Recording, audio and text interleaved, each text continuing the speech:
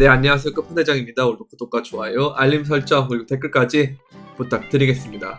자, 비트코인이 지금 움직임이 굉장히 멈춰있죠. 경직이 돼 있는데 4시간 봉 동안에서 한 진짜 5개 정도가 멈춰있다라는 것은 20시간이라는 거죠. 거의 뭐 하루가 지났다라고 보시면 되는데 거기서 이번 주는 계속 이런 횡보의 움직임을 보이고 있는데요. 우리가 연휴는 개천절이 이제 월요일도 연휴지만 사실 우리나라 연휴는 관심이 없어요. 그래서 월요일이 되면 다시금 뭐가 온다? 주봉의 마감이 올 것이고 월봉 마감은 이미 끝났거든요. 왜? 10월 1일이 지났기 때문에. 그래서 월봉 마감은 이미 끝났고 그 다음에 주봉이 하나 남았는데 이게 월요일 아침 9시 마감이 된다는 거. 그래서 여기가 움직임이 되게 중요한데요. 일단 하나씩 살펴보도록 할게요. 4시간 봉을 보게 되면 되게 경직돼 있고 횡보의 무빙인데 이게 사실 태풍의 눈일 수가 있어요. 위든 아래든. 그래서 이게 좀 더 봐야 되는데 이제 일봉을 보게 되면 이동평균선 5일선이거든요. 이 빨간색 선이. 여기 밑으로 가격이 계속 있는 거 보이시죠? 근데 지금 꼬리를 어쨌든 아래 꼬리를 계속 달고 있으니까 이게 이동평균선이 이렇게 있고 캔들이 이렇게 지금 있는 상황인데 이 마감을 여기 이동평균선 5일선 빨간색 선 아래로 마감을 하면 그러면 이제 이런 상황이 계속 되면 5일선의 저항을 계속 받게 되면서 이 가격대가 이런 식으로 꺾일 수가 있어요. 그렇게 되면 이 선을 또 지지를 하지 못하게 되면 이 선은 17,600부터 이어지는 지지선인데 이 추세선에 대한 지지를 받지 못하고 떨어진다면 그러면 17,600에 대한 가격보다 새로운 가격으로 저점 갱신을 하러 갈 수 있거든요. 저점 갱신을 하러 갈 수 있기 때문에 이 부분을 여러분들이 좀 생각을 하셔야 되기 때문에 현금 비중은 여전히 유지하는 게 맞다고 봐요. 그래서 아직까지는 좀 시간이 남았다라고 보고 이게 만약에 수렴의 형태가 진행이 되려면 이번 구간에서도 지켜낸 다음에 가격대를 올려주는 모습이 나와야겠죠.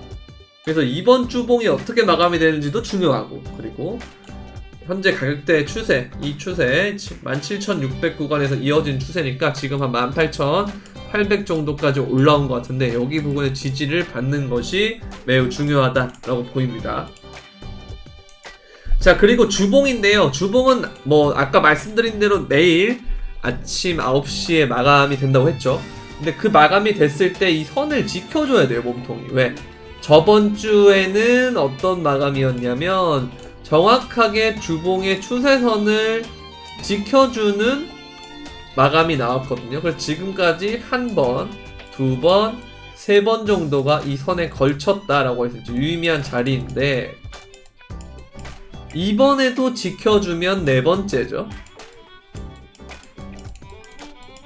그리고 이후에 또 지켜주면 5번째가 될 거고 이게 많으면 많을수록 이 지지선의 신뢰도가 높아지기 때문에 이 부분은 계속 지켜봐야 되고요. 약세장에서 원래 코로나빈처럼 이렇게 V자 반등을 할 수도 있지만 일반적으로 약세장에서는 가격이 빠지고 횡보를 하고 시장에서의 그동안 횡보를 한다는 건 지루하니까 거래량이 줄어든 다음에 천천히 가격을 우상향시키다가 한번 눌리고 그 다음부터 폭주하는 뭐 이런 형태가 많이 일어나거든요. 약세장에서 회복장 이후에 강세장으로 전환되는 패턴이요. 그러면 이제 이게 기울기가 점점 횡보니까 기울기가 거의 0에 가까운 수준으로 완만해졌다가 완만한 상승 곡선으로 바뀌었다가 점점 기울기가 급하게 가면서 마지막에는 거의 90도에 가까운 기울기를 보여주면서 고점을 찍고 하락하는 패턴이란 말이에요.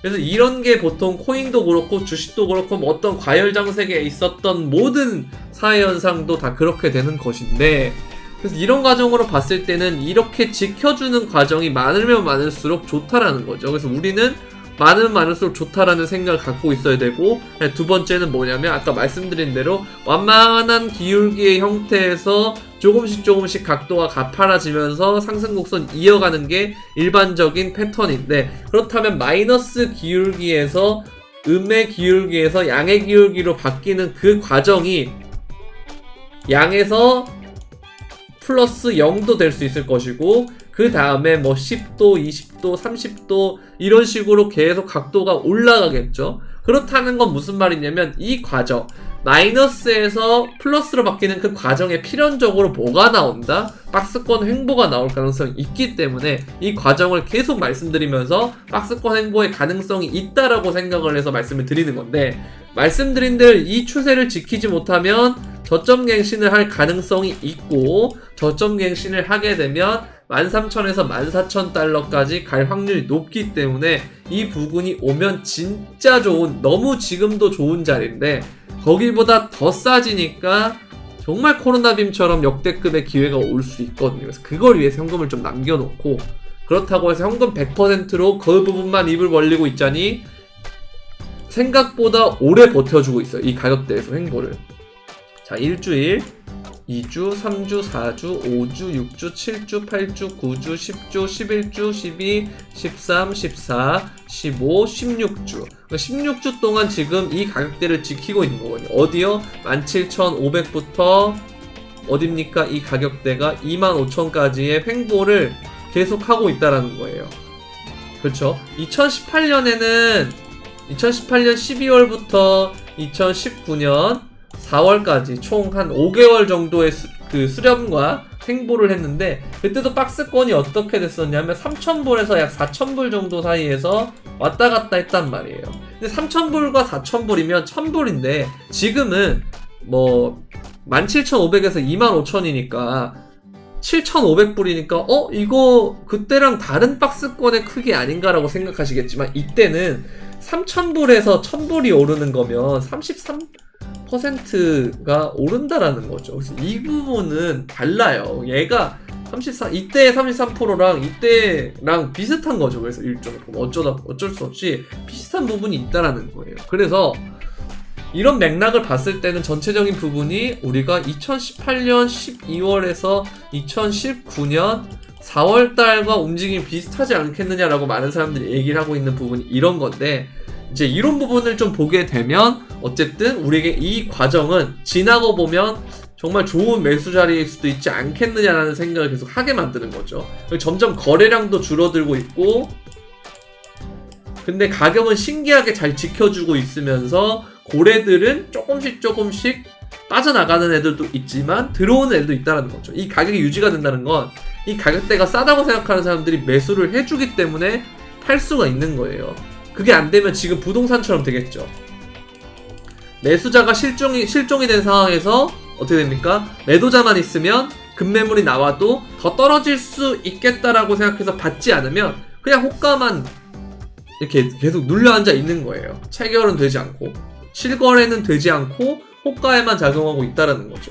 그래서 이런 상황일 텐데, 실제로 지금 가격이 어쨌든 체결되면서 버티고 있다라는 건 이 과정에서 누군가는 사고 있다라는 거예요. 이걸 아셔야 돼요. 거래량이 줄어들고 있는 건 맞는데 이 과정 속에서도 가격은 지키고 있고, 이 지키는 과정에서 누군가가 이 하단부만 올 때 개입을 하는 것이 아닌가라는 의심을 좀 하고 있어요. 그래서 이 부분 좀 지켜보셔야 된다는 거. 자, 그리고 월봉이 좀 아쉬운 게 이 6개월이 아니고 이제 60선이 있어요. 60M이죠. 60months. 그러니까 60달 평균 이동 평균선이 가격이 이 파란색 선인데요. 여기를 이제 6월, 7월, 8월까지는 지켜줬는데 3개월은 잘 지켜줬어요. 진짜 귀신같이 지켜줬거든요. 근데 9월 달에는 아쉽게 지키지 못했어요. 그래서 10월 달의 움직임이 더 중요해진 상황인데, 얘가 여기서 이렇게 올려주면 이동평균선이 어떻게 되냐면 이게 이제 빨간색이 5거든요. 그러니까 5달 평균 이동평균선인데, 그럼 5달 평균 이동평균선의 가격과 그 다음에 60달 평균 이동평균선의 가격이 이런 형태로 모여지고 있고, 이렇게 모여지고 있는 상황이고, 10월 달에 만약에 이 60달 기준의 가격보다 낮게 마감이 되면 이후에 11월 달에는 어떤 현상이 일어날 수 있냐면 이게 데드크로스가 될 수 있어요. 어떻게 해요? 데드크로스가 이런 식으로 될 수 있거든요. 이 지점에서. 그래서 데드크로스가 될 수 있기 때문에 이렇게 된다는 건 차후에 한 번에 더 하락, 그게 급락 형태가 있을 수 있다라는 거거든요. 그래서 이 부분이 안 오려면 이 이동평균선이 이렇게 말아서 올라가는 모양을 줘야 되는데, 그렇게 되려면 만나지 않고 다시 이렇게 올라가는 모양을 주려면 비트코인이 어디겠죠? 5달 이동평균선 빨간색 선보다 위에 위치하는 곳으로 마감이 돼야 되는데, 지금 딱 봐도 19,300인데 여기 위로 마감이 되려면 21,000 이상까지는 올라와야 되겠다라고 생각이 들죠. 그러면 21,000이나 22,000 정도까지 올라와야 된다라는 건 지금으로부터 한 3,000불 정도 오를 가능성이 있다라는 거기 때문에 갑자기 비트코인이 위로 빔을 쏠 수도 있다라는 거죠. 그게 이제 보통 종가 마감을 할 때 하는 거니까 이제 10월 달에 10월 말이겠죠. 10월 말 정도에 이런 움직임이 나올 수 있으니까 이 꼬리를 만드는 급등의 움직임이 나올 수 있다라는 거죠. 그래서 요걸 좀 조심하셔야 되고, 10월달 시황 자체는. 그래서 아무튼 10월달에 월봉에서의 관건은 위로 좀 올라와줘야 데드크로스가 나지 않는다. 이 부분이 되게 중요하다라는 거죠. 요걸 좀 보시면 될 것 같고. 자, 그 다음에 이제 월봉으로 또 뭘 볼 거냐면요, 이 선을 볼 건데, 이게 이제 비트코인이 굉장히 옛날부터 이어져 있던 차트의 추세선을 이렇게 평행채널로 이은 건데요. 보시면 이번 달 마감에서 이게 선을 긋기에 따라 조금씩 다른데, 이번 종가 마감이 이 평행 채널의 하단을 뚫렸다라고 보는 사람이 있고, 저처럼 이렇게 긋게 되면 여기를 지켰다라고 볼 수 있는데요. 이제 이 부분은 나중에 가야 알 수 있어요. 왜냐면 그때 당시에 코로나 빔이 나올 때도 추세를 이렇게 그을 수 있었는데, 보면은 추세가 이런 식으로 그이죠. 이렇게. 근데 여기를 탈락해가지고 마감을 했는데도 불구하고 이후에 몇 달 만에 다시 올려가지고 이만큼의 상승을 거뒀단 말이에요. 그러니까 요거처럼 막상 이렇게 빠진다 그래도 그게 정말 찐저점일 가능성이 있어가지고 정말 우리의 마음과 머릿속을 복잡하게 만드는 그런 움직임이 나오고 있는 거예요. 그래서 이걸 대응하려면 사실 어떻게 해야 되냐면, 아까 제가 말씀드린 대로 홀이냐 짝이냐라고 완벽하게 가는 게 아니고 50대 50으로 그냥 하면 돼요. 어떻게? 저점 갱신하고 빠졌다고 생각할 가능성 놔두고 50%나 이 정도의 현금 보유하고, 그 다음 나머지 50%는 짝에다 베팅을 하는 거죠. 뭐다? 지키고 있고 여기가 저점이 나왔다. 박스권이고 2018년 말부터 2019년까지 이어지는 그 방향성과 비슷하게 가고 있다라고 생각을 하면 베팅을 하는 거죠. 그러니까 이렇게 50대 50 정도로 지금 보시면 될 것 같고요. 이게 꼭 비중이 50대 50이 아니더라도 50%가 아니더라도 이런 식으로 한 곳에 너무 확신하는 생각을 가질 때는 아니다라는 거예요, 지금은. 그래서 이 부분 조금 더 지켜보셔야 된다라는 거. 근데 그리고 또 비트코인 도미넌스의 월봉도 이렇게 또 마감이 됐겠죠. 근데 지금 보면 RSI가 이렇게 올라가는 상황이고 가격은 이렇게 저점을 갱신했던 상황이에요. 보시면 이 저점보다 이 저점이 더 낮고, 이 저점보다 이 저점이 더 낮았고, 이 저점보다 이 저점이 더 낮았기 때문에 이러한 형태의 하락 추세선이 생긴 거죠.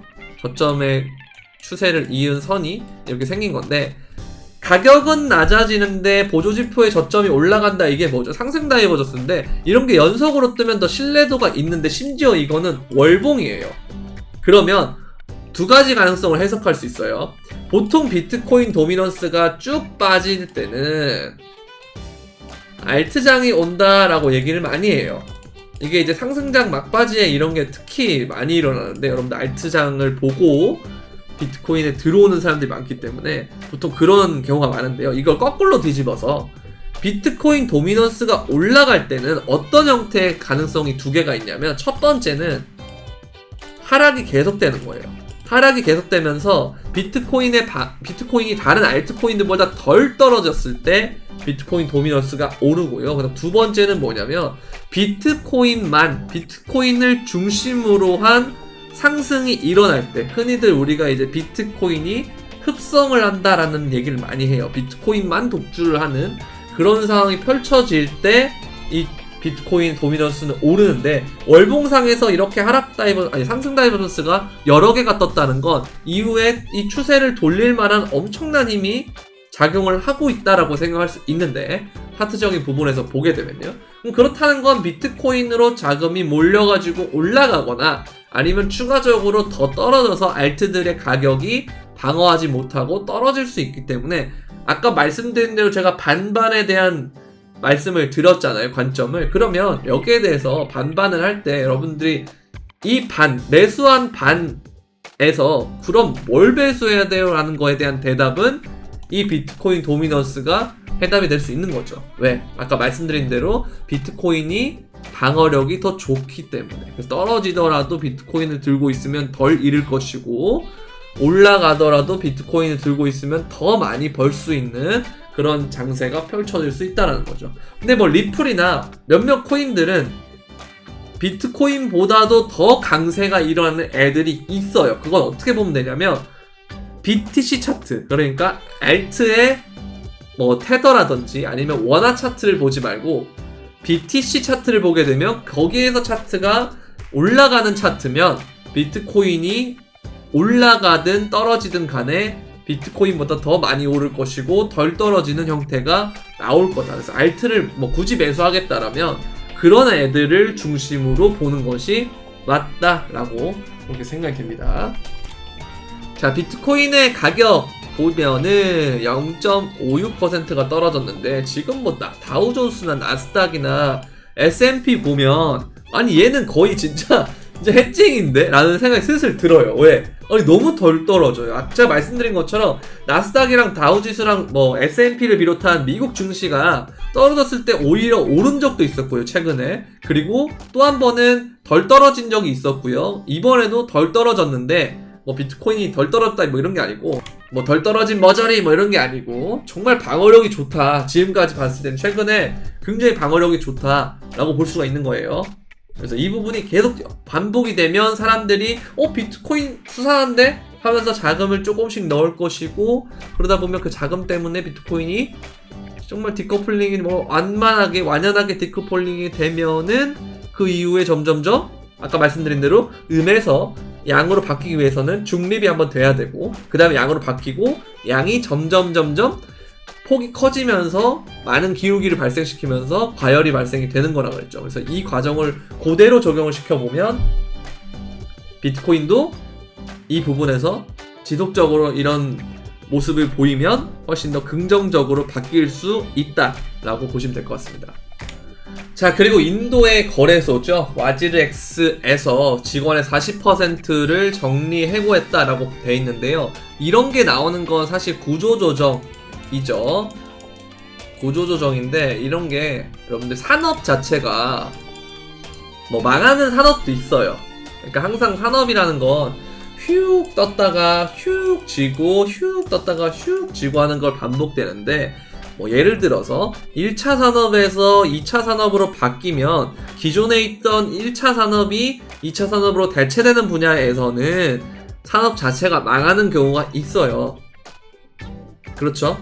그런데 산업 자체가 유망하고 그 유망한 산업에서 개별의 회사가 망하는 것은 경쟁에 의한, 그리고 외부적인 요인에 의해서 벌어지는 일반적인 현상이에요. 그렇죠?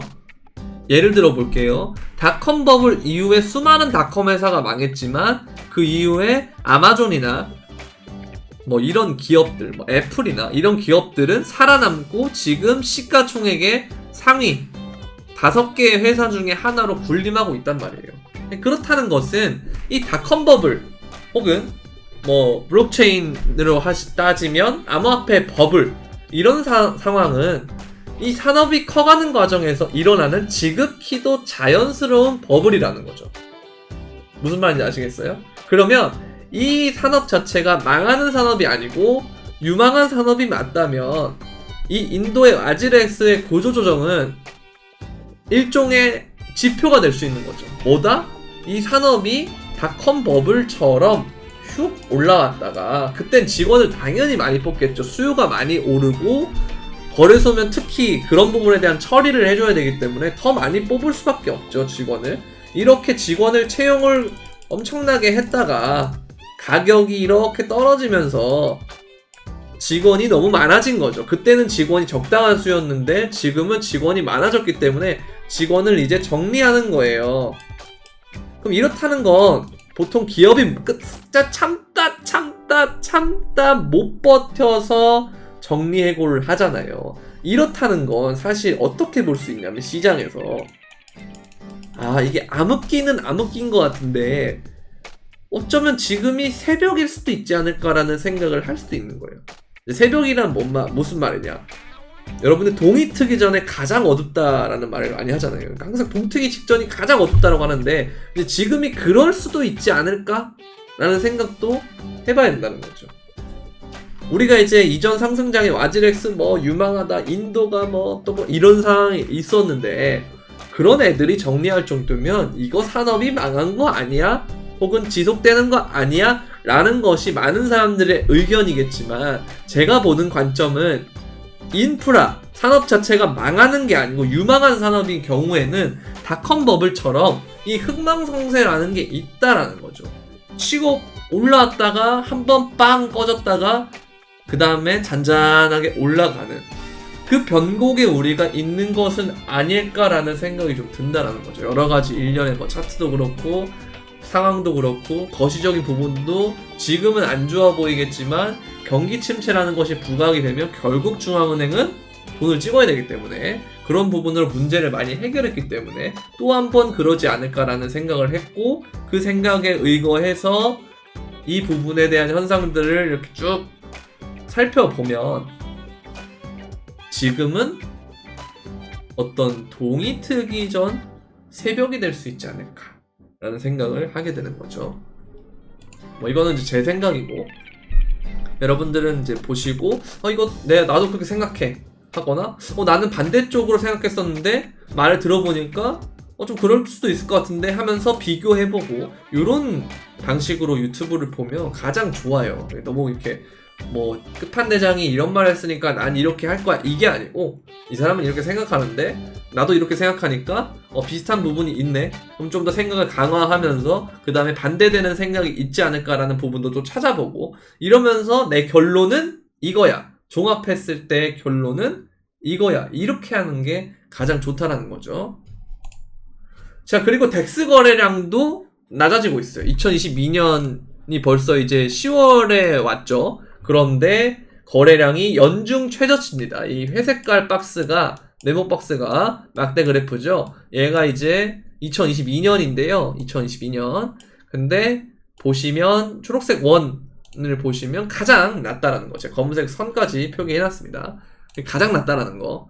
이 말인즉슨 뭡니까? 거래량 계속 줄어들고 사람들 관심 줄어들고 가격은 근데 횡보하고 그렇다는 건 이 추세를 바꾸기 위한 변곡에 있는 그 중립의 과정이 아닐까라는 생각을 해봐야 된다는 거죠. 자, 그리고 이더리움이 가격이 좀 떨어지기는 했는데 방어력이 머지 끝나고 좀 안 좋아지기는 했는데 실질적으로 블록 보상이라든지 이런 부분의 감소 폭을 보면 소각량이 보상량보다 많아서 디플레이션이 발생했을 것 같다. 그럼 이 과정이 결국 뭐예요? POS 머지를 한 다음에 이후에 채굴자들이 채굴할 수 있는 환경이 더 줄어들어서 그리고 스테이킹을 하기 위해서 묶어야 되는 물량까지 해서 검증자의 보상보다 소각량이 더 많아진다는 건 디플레이션이 발생을 했고 이더리움의 개수는 점점 줄어들 것이고 이더리움 한 개의 가치는 더 올라갈 수 있는 그런 요건이 마련이 됐다라는 거죠. 그래서 이거 자체는 그런 머지가 어쨌든 성공적으로 됐다라고 봐야 돼요. 이후에 디플레이션이 발생을 하고 있으니까. 그래서 이 과정 잘 되고 있다. 그럼 이더는 지금 저평가의 가능성이 높다라는 거죠. 그럼 이게 당장의 가격적인 부분을 나타날 수 있지는 않겠지만 이후에 상승장이 왔을 때는 이 동력으로 인해서 이더의 자금이 더 몰리고 더 많이 오를 수 있는 여건이 조성이 된 것 같다라고 생각이 듭니다. 자, 그리고 추가적으로 블랙록이 유럽 고객을 위한 블록체인 ETF를 출시한 데 이어서 메타버스 기업 중점의 ETF 출시를 계획하고 있다는 겁니다. 여기서 뭘 봐야 되냐면요. 얘네가 ETF 섹터로 어떤 걸 놓고 있냐. 가상현실, VR이죠. 그 다음에 우리가 흔히들 아는 메타버스 세계. 메타버스 세계라고 하면 우리가 VR하고 가상현실을 많이 얘기하잖아요. 그거랑 그 다음에 NFT, 그 다음에 증강현실, 이건 AR인데요. 여러분들 포켓몬고랑 비슷하다고 생각하시면 돼요. AR은 증강현실. 그러니까 이 화면 속에 이렇게 띄어가지고 하는 실제 화면에서 띄워서 하는 그런 게 이제 AR이라고 그러고, 그다음 VR은 이제 가상, 아예 이것 자체가 없는 이 가상의 현실. 그래서 VR 기기를 써서 하는 방법이 있고, 아니면 메타버스의 세상을 아예 새로 만들어가지고 하는 방법이 있겠죠. 그래서 요런 거랑 그 다음에 게임파이 이렇게 돼 있는데, AR 부분은 조금 블록체인하고는 토큰적인 부분만 엮일 수 있을 것 같거든요. 또 나중에 되면 또 새로운 아이디어가 나와가지고 바뀔 수는 있겠지만, 당장 블록체인과 결합했을 때 시너지랑 혁신이 가장 많이 일어날 분야들은 가상현실, NFT, 이건 아예 뭐 블록체인이고, 게임파이, 이 세 가지 영역이겠죠. 근데 여러분들 보시면 이 블랙록이 블록체인 ETF를 먼저 출시를 했고, 그 다음에 ETF를 출시하는 게 메타버스 기업에 중점을 둔 ETF를 출시한다. 그러고 있고, 그 다음 세 번째는 블록체인 관련 기업들에 대한 지분 투자하고 있고, 그 다음에 아예 투자하겠다라고 선언까지 했거든요. 그래서 세계 최대 자산 운용사가 결국은 이 방향으로 가고 있다는 거죠. 개미들은 지금 불안하고 공포에 떨고 있지만 그 과정에서 블랙록은 차근차근 이 다음 상승장에 대해서 준비를 하고 있다는 거죠. 그래서 넥스트 패러다임에 대한 준비를 하고 있다라고 보시면 될 것 같아요. 그래서 이건 장기 투자하는 분들은 이 부분을 계속 체크하면서 가는 게 좋겠죠. 자, 그리고 미국 자산운용사 심플리파이가 비트코인 스트래티지 ETF를 출시했다. 점점 이런 게 나오죠, 이제. 그렇죠? 심플리파이 비트코인 스트래티지 플러스 인컴 ETF로 나스닥에 상장돼 있다. ETF 계속 나오고 있어요. 아직 현물은 제대로 된 게 나오지 않았지만 결국 ETF 결국은 된다라는 거죠. 이런 게 방구가 잦으면 뭐 해야 돼요, 여러분들? 이게 또 밥 먹는 시간에 보시는 분들은 좀 죄송하지만 똥을 싼다라는 거예요. 그러니까 이게 자꾸 뭐가 신호가 나. 아니 땐 굴뚝에 연기 나랴. 이런 말도 있잖아요. 그러니까 이런 게 계속 나온다는 건 그냥 언제 돼요? 뭐 그래서 언제 끝나요? 하던 리플 소송도 지금 거의 막바지에 되잖아요. 그것처럼 이것도 계속 지켜봐야 될 주제긴 해요. 그만큼 파급력이 크겠죠. 그러니까 오래 걸리는 거고. 그렇게 보시면 될 것 같습니다. 자, 그리고 달러 인덱스의 주봉인데 이거는 너무 좋아요. 이 무빙이 그대로만 돼준다면, 자, 다이버전스 고점, 고점, 고점, 고점 이렇게 한 번, 두 번, 세 번 경신했는데, 그런데 보조지표의 고점은 한 번, 두 번, 여기서 세 번까지 또 갱신했다는 거죠. 이건 뭐냐면 하락 다이버전스라고 하는 건데요. 근데 이게 한 번 이렇게 나오잖아요. 그래도 사람들이 신뢰하는 시나리오인데 한 번 나왔고 두 번 나왔어요. 이때. 근데 그러고 고점 또 올렸는데 이게 뿅망치 나오죠. 이런 식으로. 그 뿅망치 맞고 이렇게 딱 떨어지는 이 모양 나오잖아요. 이게 뭐 이런 캔들까지 나와주면서 RSI가 또 낮아지는 다이버가 한 번 더 떴다는 거죠. 그러면 정말 신뢰도가 높아지는 건데, 이 상태로 주봉 캔들이 마감이 되면 이후에는 다음 주 초에는 좀 오르다가 빡 빠질 가능성이 있어요. 그래서 달러 인덱스가 이렇게 내려간다는 건 굉장히 긍정적인 거죠, 우리 코인한테는. 그래서 이 부분 계속 체크하시는 게 좋습니다. 자, 그리고 스테이블 도미넌스는 비트코인 가격과 비슷하게 굉장히 애매한 위치에 지금 파킹이 돼 있는데, 이거는 또 주봉 마감이 돼봐야 알겠어요. 정말 어려워요, 이게.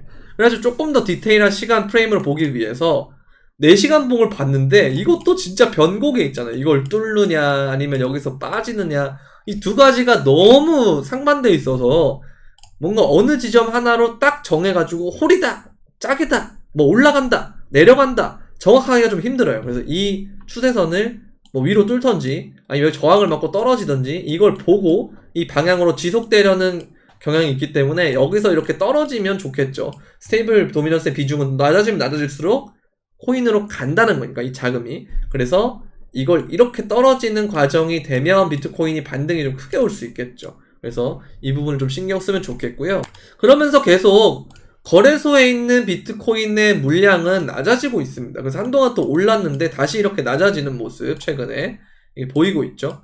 그렇다는 건 거래소에 비트코인이 줄어든다는 것은 유동성도 줄어든다는 말도 되겠지만 매도 압력이 줄어든다라는 개념이 되는 거거든요. 그래서 거래소에서 개인 지갑으로 간다는 것은 큰 손들은 거래소에 보관하는 것보다 개인 지갑에 보관하는 걸 선호하기 때문에 거래소에서 사서 개인 지갑으로 보낸다. 이 개념으로 이해하시면 될 것 같아요. 자, 그리고 이 부분에 조금 더 신뢰를 부각시킬 수 있는 부분이 뭐냐면 이거죠. 이 가격대에서 고래들이 개입을 하고 있다는 거죠. 이 원이 크면 클수록 많이 개입을 한 건데요. 이걸 제가 한번 동그라미를 쳐보면 이때 한번 개입을 많이 했고요. 그 다음에 요때도 좀 개입을 했고, 그 다음에 여기도 개입을 했고, 개입을 했다라는 거. 그러니까 이거는 의도적으로 고래가 박스권을 만들고 있다라고 보시면 될 것 같아요. 자, 그리고 또 한 가지 보시면 물량. 이 물량이 이 영역에서 굉장히 크게 나타나고 있기 때문에 19,000을 깨지 않을 가능성이 있다라고 생각하시면 될 것 같습니다. 그래서 이 가격대를 계속해서 유지하시면 되는데 이게 만약에 뚫리면 그 밑에가 16,000이 있고 13,000이 있죠. 그래서 여기까지 쭉 뚫릴 수 있기 때문에 이것 때문에 여러분들한테 아까 계속 한쪽으로 베팅 크게 하지 말아라 라고 하는 게 그거예요. 어쨌든 이 과정이 점점 더 반복되고 지켜내면 훨씬 더 신뢰도가 높아지니까 우리는 차분하게 여유를 가지면서 기다려보도록 하겠습니다. 네, 도움이 되셨다면 구독과 좋아요, 알림 설정, 그리고 댓글까지 부탁드리면서 오늘은 영상이 좀 길었는데 주말이라서 여러분들 천천히 가족들하고 시간 보내면서 차에서 이동하는 과정에서 보셔도 되고 아니면 집에서 침대에 차분하게 누워가지고 보셔도 되고 아니면 컴퓨터에 앉아서 보셔도 되고요. 아무튼 끝까지 영상 보는 게 중요한 것 같아요. 그래서 이 부분 잘 유념해 주시고 반복해서 보셔도 되고요. 아무튼 오늘은 여기까지 하겠습니다. 연휴 잘 보내시고요. 내일도 영상으로 찾아뵙도록 하겠습니다. 그럼